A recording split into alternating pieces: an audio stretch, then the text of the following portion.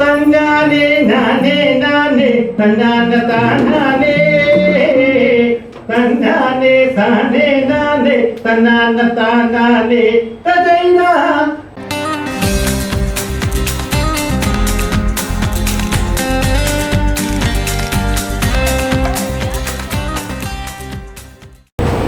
പരിപാടിക്ക് എന്നെ വിളിക്കുമ്പോൾ ഇച്ചിരി തിരക്കുള്ളൊരു ദിവസമായിരുന്നു. ഞാൻ മാതൃഭൂമിയിലെ വർക്ക് ചെയ്യുന്നത്. ഞങ്ങളുടെ ഒരു പരിപാടി നടന്നുകൊണ്ടിരിക്കുകയാണ് ഈ സമയത്ത്. അപ്പോൾ ഞാൻ പറഞ്ഞു, ഞാൻ പെട്ടെന്ന് വന്നിട്ട് നിങ്ങളിന്ന് പോയിട്ട് പോകുന്ന പോലെ അത് പറ്റില്ല, നിങ്ങൾ സംസാരിക്കണം എന്ന് പറഞ്ഞ് എനിക്ക് എന്ത് പരിപാടി ഉണ്ടെങ്കിലും ഷൺമുഖേട്ടൻ വിളിച്ചു കഴിഞ്ഞാൽ വരാതിരിക്കാൻ കഴിയില്ല. എന്നിട്ട് അതൊരു സുഹൃത്ബന്ധം മാത്രമല്ല, എന്നുവെച്ച് പറഞ്ഞാൽ ഞാൻ പത്രപ്രവർത്തനം തുടങ്ങുന്ന കാലത്ത് കേട്ടിട്ടുള്ളൊരു കാര്യമുണ്ട്. ഒരു മാധ്യമ പ്രവർത്തകൻ ഒരിക്കലും ഒരു നല്ല എഴുത്തുകാരനോ നല്ല പ്രസംഗകനോ അല്ല. അതെനിക്ക് തോന്നുന്നു എന്നെയൊക്കെ ഈ ഫീൽഡിലേക്ക് കൊണ്ടുവന്ന അല്ല എന്നെ എഴുത്ത് പഠിപ്പിച്ചവർ മനസ്സിലുണ്ടായിരിക്കാം. ഇവന് പറയാനും അറിയില്ല, എഴുതാനും അറിയില്ല എന്നുള്ളത്. പക്ഷെ ഇതിൽ നിന്ന് വിപരീതമായിട്ട് ഇവിടെ പറഞ്ഞു, പുതിയ എഴുത്തുകാർ പുതിയ എഴുത്തുകാർ വരുന്നില്ല, ആദ്യം മേഖലയിൽ നിന്ന് എഴുത്തുകാർ വരുന്നില്ല എന്ന് പറഞ്ഞു. അതൊരു ആദ്യകാലത്ത് ഉള്ള മാധ്യമപ്രവർത്തകർ നല്ല എഴുത്തുകാരായിരുന്നു. പക്ഷെ പിന്നീട് അതിൻ്റെ കുറഞ്ഞു, ഇപ്പം തീരെ കുറയുന്നൊരവസ്ഥയാണ്. എന്നാൽ സമീപകാലത്ത് നല്ല എഴുത്തുകാരും ഈ മേഖലയിൽ നിന്നുണ്ടായിരുന്നു. മാധ്യമപ്രവർത്തകർ എന്ന് പറഞ്ഞാൽ ഇച്ചിരി കഷ്ടപ്പാടുള്ള പണിയാണ്.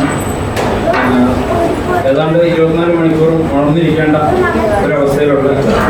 പക്ഷെ അതിൽ നിന്നും ഒരു വിഭിന്നമായിട്ട് ആ കിട്ടുന്ന കുറച്ച് സമയം കൊണ്ട് എഴുതുന്ന, ഇപ്പം എനിക്ക് മുമ്പ് സംസാരിച്ച മധുവട്ടൻ 3 പുസ്തകം എഴുതിയിട്ടുണ്ട്. അതുപോലെ ശ്രീ പുത്തന്നൂര് എവിടെയുണ്ട് അത് സുരേന്ദ്രേട്ടൻ, അദ്ദേഹം പുസ്തകം എഴുതിയിട്ടുണ്ട്. അപ്പോൾ ഈ കിട്ടുന്ന സമയം എങ്ങനെ ചെലവഴിക്കാം, നന്നായിട്ട് ചെലവഴിക്കാമെന്ന് കരുതുന്ന ഒരു സംഭവം കൂടെ ആയിരുന്നു മാധ്യമപ്രവർത്തകർ. നമ്മുടെ ഷിഹാബ്, അദ്ദേഹം നല്ല എഴുത്തുകാരനാണ്. അദ്ദേഹത്തിൻ്റെ പുസ്തകം ഇറങ്ങിയിട്ടുണ്ട്. ഞാനൊരു 10 വർഷം മുമ്പ് ഒരു പുസ്തകം എഴുതാൻ തുടങ്ങി. ഇന്നും അതൊന്നും ആയിട്ടില്ല. അതൊരു കൂടെ പറയാം.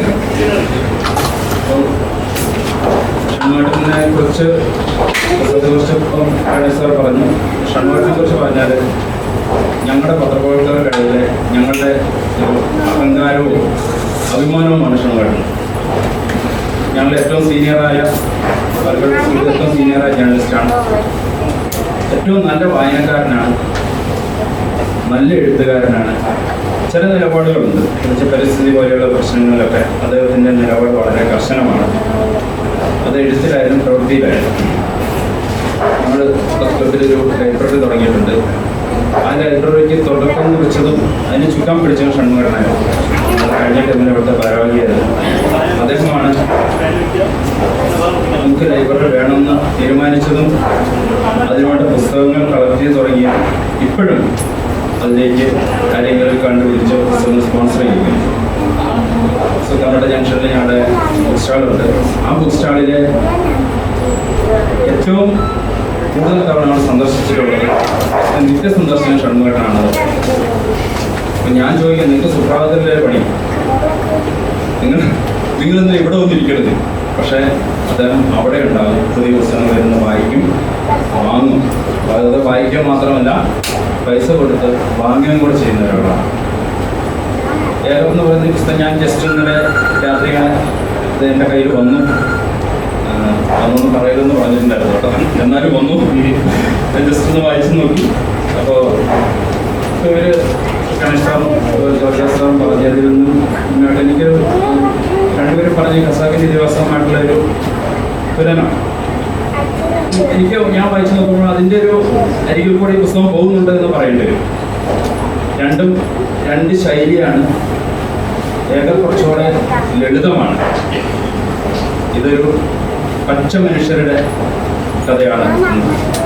പച്ച മനുഷ്യർ എന്ന് പറഞ്ഞാൽ പച്ച കളറുള്ളവരല്ല, ഒരു പച്ച നാട്ടുപുറത്തിൻ്റെ കഥയാണ്. തെന്മലയെക്കുറിച്ച് നമ്മൾ അടുത്ത കാലത്ത് ഒത്തിരി കേട്ടിട്ടുണ്ട്. കൊല്ലങ്കോട് മേഖല ലോക ടൂറിസം ഭൂപടത്തിൽ ഇടം പിടിക്കുന്നു എന്നൊക്കെ. അപ്പം ആ തെന്മലയുടെ ഒരു പച്ചപ്പ് ഈ പുസ്തകത്തിലും ഇതിലെ കഥാപാത്രങ്ങൾക്കുമുണ്ട്. ഇതിൻ്റെ തുടക്കം തന്നെ ഇതിലെ നായകൻ രവിയും ശ്രീനിയും ഖസാക്കിൻ്റെ ഇതിഹാസത്തിലെ നായകൻ രവിയും ബസ്സിറങ്ങി വരുന്നതാണ് തുടങ്ങുന്നത്. രണ്ടുപേരും രണ്ട് പശ്ചാത്തലമാണ്. ഒരാൾ വിഷമത്തോടെ വരുന്നു, മറ്റൊരാൾ ആശങ്കയോടെ, എന്നാൽ സ്വന്തം നാട്ടിലേക്ക് വരുന്ന മനസ്സിൽ സന്തോഷത്തോടെ കൂടി വരുന്നു. ഇത് കുറച്ച് കൂടെ ഇത് പറഞ്ഞതിനൊക്കെ കുറച്ച് കഥകൾ സാർ പറഞ്ഞത് ഞാൻ കുറച്ച് കഥകൾ പശ്ചാത്തലത്തിൽ അതിന് കൂട്ടി യോജിപ്പിച്ചതെന്നായിട്ടാണ് എനിക്ക് തോന്നുന്നത്. അതുകൊണ്ട് തന്നെ നമുക്കൊരു വായന വിരസതയൊന്നും തോന്നുന്നില്ല, നന്നായിട്ട് വായിക്കാൻ പറ്റുന്നുണ്ട്. ഈ വായനയെക്കുറിച്ച് പറഞ്ഞത് തന്നെയാണ് എനിക്കും പറയാനുള്ളത്. എല്ലാവരും ഈ പുസ്തകം വാങ്ങണം, നിർബന്ധമായിട്ടും. ഈ പുസ്തകമൊന്നുമല്ല, പരമാവധി പുസ്തകങ്ങൾ നിങ്ങൾ വാങ്ങുകയും വീട്ടിലൊരു ലൈബ്രറി ഒക്കെ ഉണ്ടാക്കുകയും ചെയ്യുന്നത് നല്ലതാണ്. നമ്മുടെ വരും തലമുറ തർക്കത്തിനല്ലെങ്കിൽ നമ്മുടെ വായന കുറഞ്ഞു പോകുന്നു. അങ്ങനെ പലരും അതിനെ എതിർക്കുന്നവർ ഒത്തിരി ഉണ്ടാകും. പക്ഷേ വായന കുറയുകയാണ്. എല്ലാവർക്കും വാട്സപ്പിൽ വരുന്ന കാര്യങ്ങൾ മാത്രമല്ല, പത്രവായനയും കുറയുകയാണ്, പുസ്തക വായനയും കുറയുകയാണ്. ഞാൻ നമ്മളൊരു കാര്യം ഇവിടെ നമ്മുടെ വിദ്യാഭ്യാസ മന്ത്രിയായ സംശയമില്ലല്ലോ, ഇപ്പോഴും ഒരു വലിയ വിഭാഗം വിശ്വസിക്കുന്നത് ടി കെ ബഷീറാണ് വിദ്യാഭ്യാസ മന്ത്രി. കാരണം എന്താണെന്നറിയാം, അത് മന്ത്രിസഭ ആരൊക്കെയാണ് മന്ത്രിമാൻ തീരുമാനിക്കുന്നതിന് മുമ്പ് ഒരു പോസ്റ്റ് വാട്സപ്പിൽ വന്നു. 4ാം ക്ലാസ്സും പുസ്തകമുള്ള ടി കെ ബഷീറാണ് ഈ കേരളത്തിലെ വിദ്യാഭ്യാസം. അത് കുറേ പേര് അത് വിശ്വസിച്ചിട്ടുണ്ട്. പത്രമോ ന്യൂസ് ചാനലോ കാണാത്ത ഒത്തിരി പേര് അത് വിശ്വസിച്ചിട്ടുണ്ട്. ഇന്നലെയും ഒരാൾ എന്നോട് ചോദിച്ചിട്ട് എന്നോട് പറഞ്ഞ ആളുടെ പേര് മാറ്റി. ഷംസുദ്ദീൻ 4ാം ക്ലാസ്സിൽ ഉള്ളത്. അപ്പോൾ ഇതാണ് വായിക്കാത്തവരുടെ ഒരു പ്രശ്നം. പറയുന്ന അവനെ തന്നെ വിശ്വസിച്ച് പോകുന്നത്. ഷൺമുഖേട്ടന് ഈ ഇത്രയും തിരക്കിനിടയിൽ അല്ലെങ്കിൽ ഇത്രയും പ്രായം കൂടുന്നതോറും വീര്യം കൂടുന്ന ഒന്നാണ്. അതെല്ലാവർക്കും മനസ്സിലായല്ലോ. അവിടെ CR7 ഇപ്പം ഫുട്ബോളിൻ്റെ കാലമാണ്. CR7 പോലെയാണ്, പ്രായം കൂടുമ്പോൾ വീര്യം കൂടും. അതുകൊണ്ട് തന്നെ നല്ല പുസ്തകങ്ങൾ ഇനിയും ഇറങ്ങട്ടെ എന്ന് ആശംസിക്കുന്നു. അത് എല്ലാവരും ഈ പുസ്തകം വാങ്ങണമെന്ന് ഞാൻ ഒരിക്കൽ കൂടി അഭ്യർത്ഥിച്ചുകൊണ്ട് കൃത്യമായി നന്ദി സർ. ഇനി പാലക്കാട്ടെ മുതിർന്ന മാധ്യമപ്രവർത്തകരും കരിമ്പന പബ്ലിക്കേഷൻസിന്റെ പ്രൊഫഷണലുമായ സുരേന്ദ്രൻ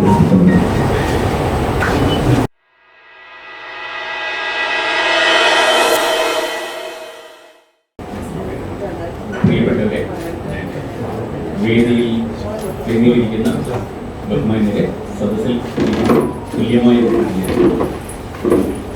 എനിക്ക് പറയാനുള്ളത് ഇവർ പറഞ്ഞവർ തന്നെയായിരിക്കും, അത് ആവർത്തിക്കുന്നില്ല. പക്ഷേ ഷൺമുഖനെ കുറിച്ച് പറയാതെ വയ്യാണ്.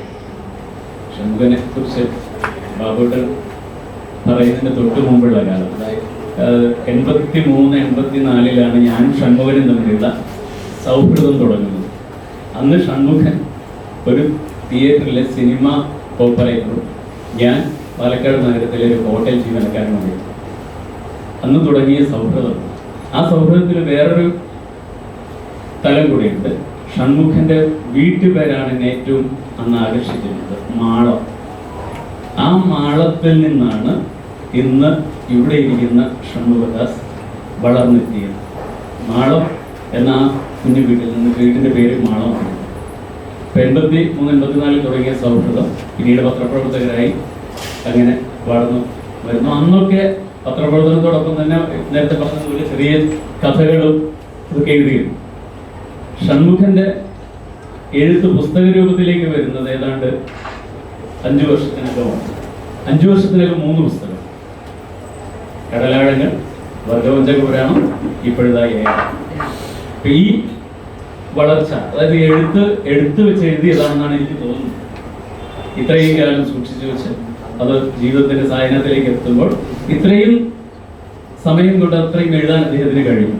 ഇതില് ഇനിയൊരു പരിഭവം കൂടി പറയാണ്. കടലാഴങ്ങൾ എന്ന പുസ്തകം ഞാൻ വില കൊടുത്ത് വാങ്ങിയിട്ടില്ല.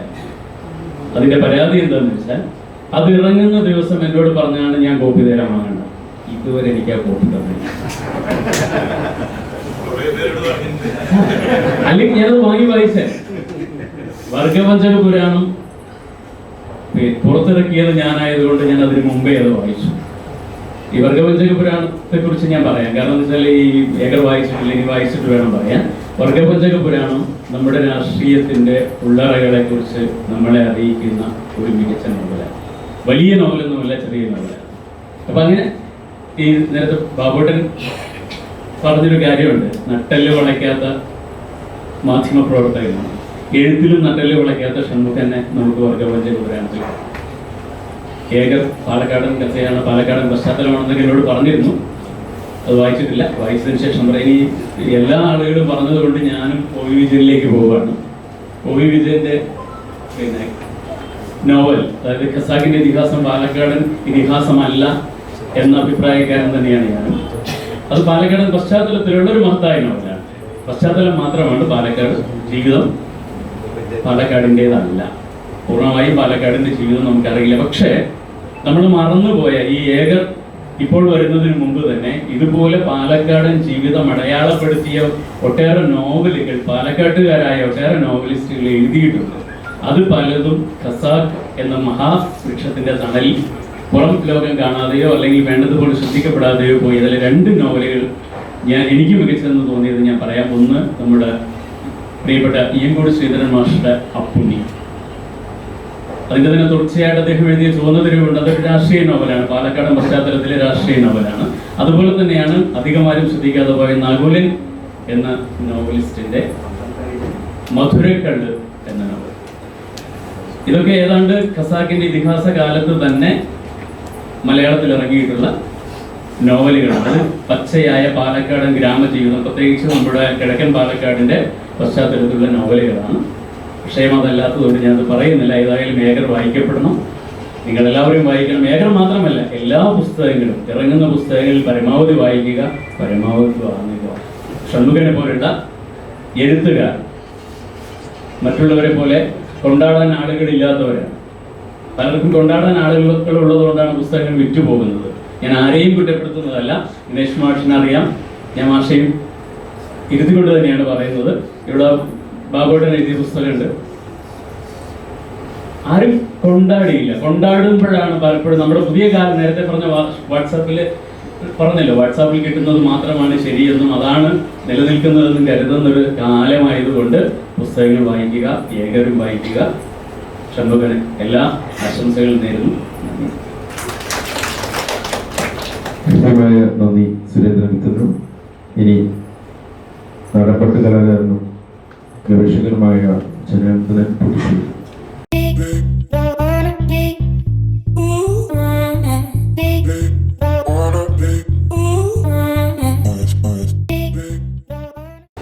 പള്ളിവാളേ ഭദ്രേ വട്ടകെ കയ്യിലേന്തും തമ്പൂരകെ നല്ലച്ഛന്റെ തിരുമുമ്പിൽ ചെന്ന് കളി തുടങ്ങി. താനാരോ തന്നാരോ ദേവിതാനാരോ തന്നാരോ.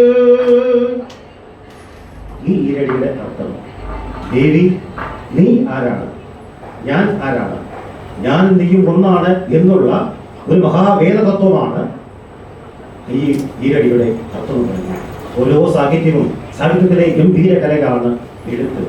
ഒരർത്ഥത്തിൽ ചോദ്യം ചെയ്യുന്നത് തന്നെയാണ് എഴുത്തിൻ്റെ ഒരു വലിയൊരു ശക്തി വിശേഷം.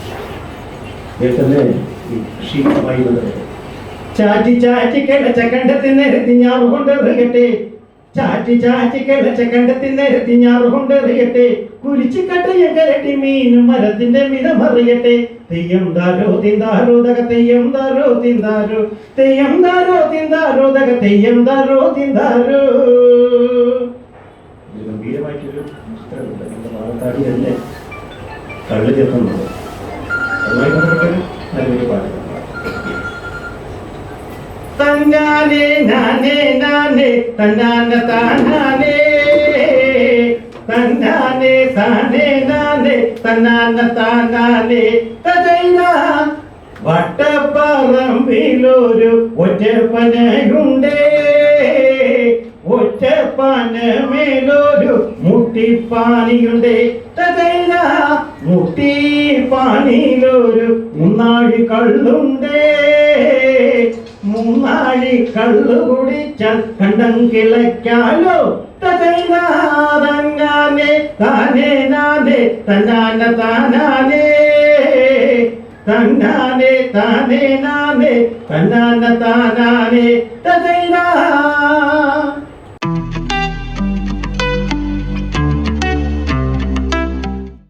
ഷൺമുഖത്തിന്റെ പുസ്തകത്തെക്കുറിച്ചൊന്നും പറയാൻ അറിയില്ല, കാരണം വായിച്ചിട്ടില്ല എന്നുള്ളതാണ്. ഈ അവസാനമായി സംസാരിക്കുകയും ആദ്യമായി നോവൽ എഴുതാൻ ശ്രമിക്കുന്ന വ്യക്തിയുടെ മനസ്സ് ഏകദേശം ഒരേപോലെയിരിക്കും. എന്തെഴുതണം, എന്ത് പറയണം, എന്ത് സമൂഹത്തിന് കൊടുക്കണം എന്നുള്ളത് വലിയൊരു ആശങ്കയും അല്ലാത്ത അറിവുകൾ ഒരു ബ്ലാങ്കായി കിടക്കുന്ന ഒരവസ്ഥ വിശേഷമാണ്. അത് തന്നെയാണ് എനിക്കിപ്പോഴും ഉണ്ടാകുന്നത്. ലോകത്തിൽ ഏറ്റവും യുഗങ്ങൾ താണ്ടി സഞ്ചരിക്കാൻ ശേഷിയുള്ളതാണ് വാക്കുകൾ. ആ വാക്കെഴുതാനുള്ള കരുത്ത്, ഭൂമിക, അത് ഷൺമുഖത്തിനുണ്ട്. ഷൺമുഖത്തിൻ്റെ ജീവിതവും പാലക്കാടൻ ജീവിതം എന്ന് പറയുന്നത് നിരവധി, എത്രയോ ഇനിയും എഴുതാനുള്ള ശക്തിയുള്ള ഒരു ഭൂമിക തന്നെയാണ്. ഇപ്പോഴും എഴുത്തുകാർ എഴുത്തിൻ്റെ കാര്യത്തിൽ പല പ്രതിസന്ധികളും പറയാനുണ്ടെങ്കിലും എഴുത്തിൻ്റെ വലിയ ഖനിയാണ് ഈ ഭൂഗോളം, ഈ പ്രകൃതി, ഈ മാനവ സംസ്കൃതി ലോകം എന്ന് പറയുന്നത്. പല ഖനികളും അടയ്ക്കപ്പെട്ടു, എഴുത്തിൻ്റെ ഖനി ഒരിക്കലും അടയ്ക്കപ്പെടുന്ന പ്രകൃതിയുടെ ഒരു ശേഷി തന്നെയാണ്. ഷൺമുഖത്തിനെ ആശംസിച്ചാലും ഇല്ലെങ്കിലും ആ വാക്കുകൾക്ക് ദീർഘദൂരം സഞ്ചരിക്കാനുള്ള ഉൾക്കരുത്തും ഉണ്ടാകട്ടെ എന്ന് സ്നേഹത്തിൻ്റെ ഭാഷ സംസാരിക്കുന്നു. കൃത്യമായ നന്ദി ജനാർദ്ദനൻ പുതുശ്ശേരി. ഇനി Palakkad taluk library secretary V Raveendran.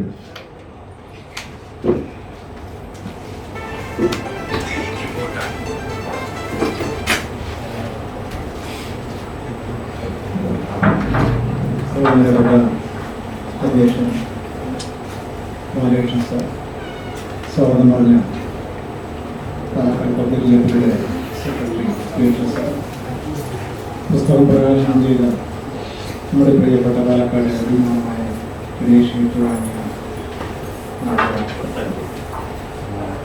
പത്രപ്രവർത്തന രംഗത്തുള്ള ചോദിച്ച് നിൽക്കുന്ന ഒരു കാലത്ത് പാലക്കാട് നിന്ന് തീക്ഷ്ണമായ ഭാഷയിലൂടെ തീക്ഷ്ണമായ വിഷയങ്ങൾ എത്തിച്ചേർന്ന ജഗദീഷ് സാർ, ലോബി സാർ, പ്രിയപ്പെട്ട ക്ഷണികൾ. അക്ഷരങ്ങളുടെ ലോകത്ത് കുറേ കാലമായി 10-50 വർഷം വിജയിച്ചുകൊണ്ട് പുസ്തകങ്ങളിലേക്ക് തൻ്റെ അക്ഷരം അനുഭവം പകർത്തിയ ഷൺമുഖദാസ്, ആഴ്ചയിൽ ഒരു 5 ദിവസമെങ്കിലും ഞാൻ പാലക്കാട് പബ്ലിക് ലൈബ്രറിയിൽ എത്താറുണ്ട്. ആ ദിവസങ്ങളിലെല്ലാം ഏതെങ്കിലും ഒരു സമയത്ത് ഞാൻ 2-3 മണിക്കൂറാണ് അവിടെ ചിലവഴിക്കുക.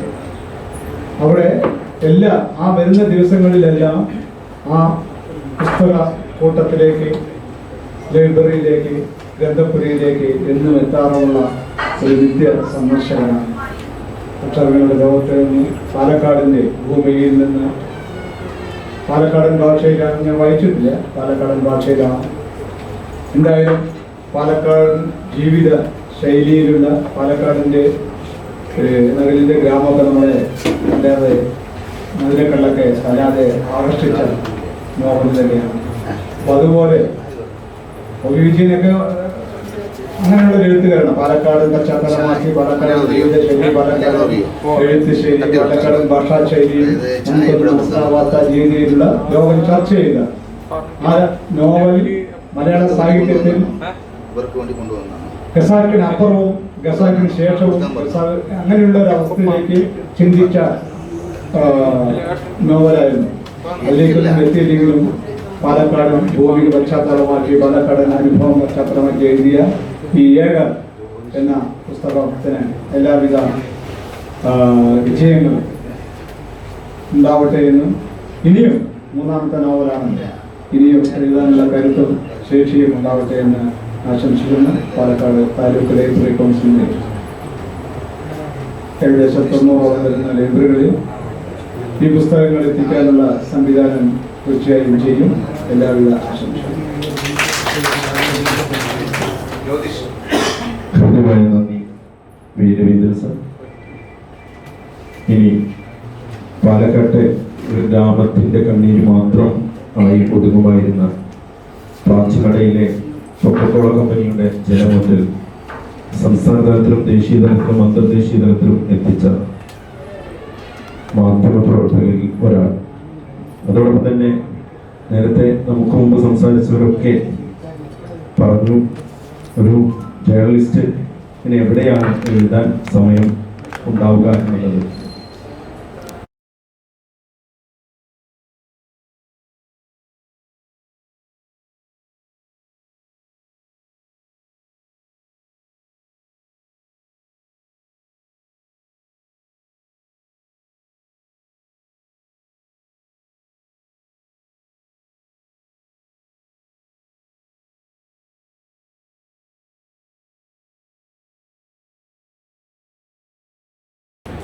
നമസ്കാരം. ഞാനൊരു കാരണം അറിയുകയാണ്. ഇതൊക്കെ വളരെ എഴുത്തുകൊണ്ട് ആളുകളെ പ്രബോധിപ്പിക്കുന്ന ഒരു രീതിയാണ് എൻ്റെ എഴുത്തിൻ്റെ രീതി. നമ്മുടെ ചുറ്റിയിൽ കഷ്ടപ്പെടുന്നത് തുടങ്ങുന്നതാണ്. അതോ സത്യം പറഞ്ഞാൽ എൻ്റെ തൊഴിൽ, ശരിയായിട്ടുള്ള തൊഴിൽ ഞാനൊരു സിനിമ ഓപ്പറേറ്ററാണ്. അതിനുള്ളവർ ആർക്കും അറിയില്ല. ഒരു സിനിമ ഓപ്പറേറ്ററിൽ നിന്നാണ് എൻ്റെ ജീവിതം, തൊഴിൽ തുടങ്ങുന്നത്. അതിനോടൊപ്പം തന്നെ ഞാൻ ആ തൊഴിലിനോടൊപ്പം എനിക്ക് പത്രപ്രവർത്തനത്തിൽ കോളേജിൽ പഠിക്കുമ്പോൾ പത്രപ്രവർത്തനത്തിൽ അങ്ങനെയാണ് പത്രപ്രവർത്തനത്തിൽ ആദ്യം കേരള കൗമുദിയും പിന്നീട് മാധ്യമത്തിലും ഇപ്പം പ്രവർത്തനത്തിൽ എത്തിയിരിക്കുന്നത്. 30 വർഷത്തിൽ കഴിഞ്ഞ് കഴിഞ്ഞാൽ മാധ്യമത്തിൻ്റെ 15 വർഷത്തോളം ചുറ്റൂർ പ്രാദേശിക ലേഖകനായിട്ടും പിന്നീട് പാലക്കാട് ബ്യൂറോയിലും ഡൽഹിയിലുമൊക്കെ വർക്ക് ചെയ്തത്. പക്ഷെ ഇതെല്ലാം ഇതിൽ നിന്ന് കിട്ടുന്ന എല്ലാ പത്രബോധന പോലെ തന്നെയാണ്. പത്രബോധർക്ക് ശരിയും പറഞ്ഞ ഇതിൽ ക്രിയേറ്റീവ് ആയിട്ടുള്ള പുസ്തകങ്ങൾ എഴുതാനുള്ള സമയമില്ല.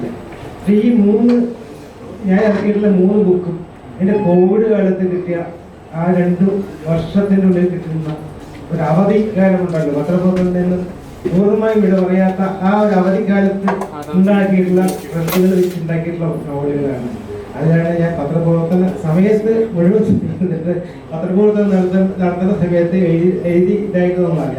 പക്ഷേ ഇനിയിപ്പോൾ എന്താ വെച്ചാൽ ഈ ക്രിയേറ്റീവായിട്ട് ഇത് ചെയ്യുന്നത് എനിക്കിത് വായനയോട് വളരെ ക്രൈസായിരുന്നു. വളരെ ഞാൻ സ്കൂളിൽ പഠിക്കുമ്പോൾ തന്നെ എൻ്റെ വീടിൻ്റെ അടുത്തുള്ള 5 കിലോമീറ്റർ അപ്പുറത്തുള്ള പട്ടഞ്ചേരി ഗ്രാമീണ കേന്ദ്രസേനയിൽ നിന്നാണ് ഞാൻ ആദ്യമായിട്ട് പുസ്തകം എഴുതി പഠിച്ചത്. അത് നടന്നു തന്നെ പോകണം, അന്ന് ഇന്നത്തെ സൗകര്യങ്ങളൊന്നുമില്ല.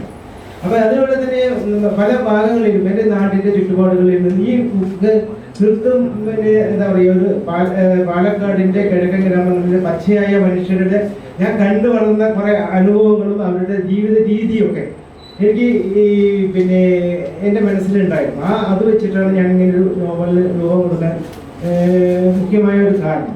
അതിൽ തന്നെ പല 40 വർഷത്തിനും അപ്പുറം ഉണ്ടായിരുന്ന പാലക്കാടിൻ്റെ സംസ്കാര രീതി എന്നെ മാറി. ഇപ്പോൾ നമ്മളെല്ലാം ഹൈടെക്കിലേക്ക് മാറിക്കൊണ്ടിരിക്കുന്ന ഒരു കാലഘട്ടത്തിൽ പാലക്കാടിൻ്റെ അന്നത്തെ ജനങ്ങൾ എങ്ങനെയായിരുന്നു, പാലക്കാട്ടിലെ ജനങ്ങൾ സംസാരിക്കുന്ന പാലക്കാട് ഭാഷ എന്തായിരുന്നു, അച്ചിയെ നമ്മളിപ്പോൾ ഇപ്പോഴൊക്കെ വളരെ വിളിക്കുന്ന ആ രീതിയിൽ അന്ന് അച്ചിയെ ഇതൊക്കെയാണ് നമ്മൾ അന്ന് ആളുകൾ അങ്ങനെ പാലക്കാടിൻ്റെ ഓരോ കഥാപാത്രങ്ങളും നമ്മളിപ്പോഴും കാണും. മാലിന്യ പൊങ്കലുകൾ ഇപ്പോഴും പാലക്കാട്ടിൻ്റെ കിഴക്കൻ ഗ്രാമങ്ങളിൽ നിന്ന് പോകുന്നില്ല.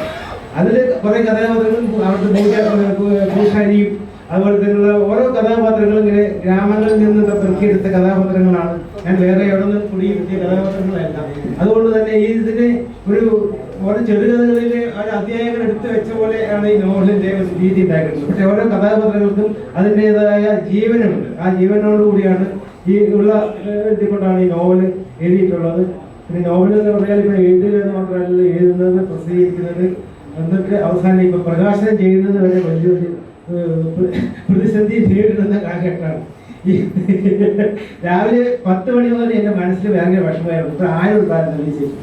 10 മണിക്ക് ശേഷമാണ് ഈ ഹാള് നിറഞ്ഞ് എല്ലാവരും വളരെ സന്തോഷത്തോടു കൂടി അതിന് ചുറ്റമുള്ള നമ്മുടെ പാലക്കാട് പബ്ലിക് ലൈബ്രറിയുടെ സാരഥികളായിട്ടുള്ള ബാലകൃഷ്ണൻ മാസ്റ്ററും അതുപോലെ തന്നെ അതിന്റെ പ്രവർത്തകരൊക്കെ എന്നെ വളരെ സഹായിച്ചിട്ടുണ്ട്. അത് കൂടുതലും അവരുടേതായിട്ടുള്ള ഒരു കോൺട്രിബ്യൂഷൻ വളരെ ഈ ഇവിടെ പങ്കാളികളിൽ കൂടുതലും അവരുടേതായ കോൺട്രിബ്യൂഷനാണ്. ഇത് മാത്രമല്ല ഞാൻ വർക്ക് ചെയ്യുന്ന സുപ്രഭാത പത്രത്തിൻ്റെ സഹപ്രവർത്തകർ എല്ലാവരും നമ്മുടെ ജ്യോതിഷ് ശിഖാവ് ഭായി അതുപോലെ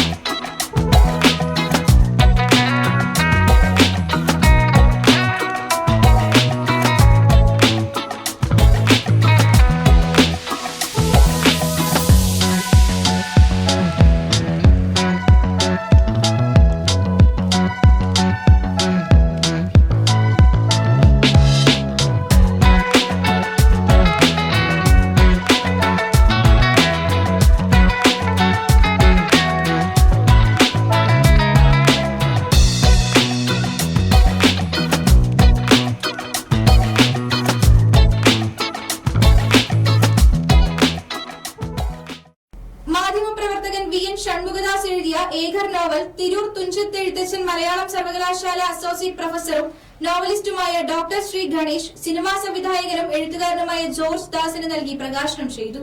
ഇത് വളരെ നാടനായുള്ള ഒരു നാടൻ മനുഷ്യൻ ഉണ്ടാക്കിയ ഒരു ദർപ്പണമാണ് നിങ്ങളുടെ മുമ്പിൽ ഈ നോവലിസ്റ്റ് അവതരിപ്പിക്കുന്നത് എന്നുള്ളതാണ് ഈ പുസ്തകത്തിന്റെ പ്രത്യേകത. അതുകൊണ്ട് പാലക്കാടിന്റെ ചൂടും ചൂരുമുള്ള ഏതൊരു വ്യക്തിക്കും ഈ പുസ്തകത്തോട് ഈ പുസ്തക പ്രകാശനത്തോട് ചേർന്നിരിക്കാതെ നിർവാഹമില്ല എന്ന് പറയാനാവും വിധം ഈ പുസ്തകം നമ്മളെ വലിച്ചടിപ്പിക്കുന്ന പുസ്തകമാണ് എന്നുള്ളതാണ്. ഇവിടെ പുസ്തകം വിൽപ്പനയ്ക്ക് കൊടുക്കുന്നുണ്ടാവുമെന്ന് ഞാൻ വിചാരിക്കുന്നത്. കുറച്ച് ഡിസ്കൗണ്ട് ഒക്കെ കൊടുത്ത പുസ്തകം കൊടുക്കേണ്ടതുണ്ട്. പാലക്കാട്ടുകാരായ ഏതൊരാളും വായിക്കേണ്ടുന്ന ഒരു പുസ്തകമാണെന്നുള്ളതാണ്. മാധ്യമപ്രവർത്തകൻ VM ഷൺമുഖദാസ് എഴുതിയ ഏകർ നോവൽ തിരൂർ തുഞ്ചത്ത് എഴുത്തച്ഛൻ മലയാളം സർവകലാശാല അസോസിയേറ്റ് പ്രൊഫസറും നോവലിസ്റ്റുമായ ഡോക്ടർ C ഗണേഷ് സിനിമാ സംവിധായകനും എഴുത്തുകാരനുമായ ജോർജ് ദാസിന് നൽകി പ്രകാശനം ചെയ്തു. Palakkad public library president professor PK Balakrishnan അധ്യക്ഷനായി. കേരള പത്രപ്രവർത്തക യൂണിയൻ സംസ്ഥാന treasurer Madhusoodanan Kartha, Palakkad press club president Noble Jose, മാധ്യമപ്രവർത്തകരായ S ജഗദീഷ് ബാബു, സുരേന്ദ്രൻ കുത്തനൂർ, നാടൻപാട്ട് ഗവേഷകൻ Janardhan Puthussery, library secretary TS Peter എന്നിവർ സംസാരിച്ചു. ഗ്രന്ഥകർത്താവ് VN ഷൺമുഖദാസ് മറുപടി പ്രസംഗം നടത്തി.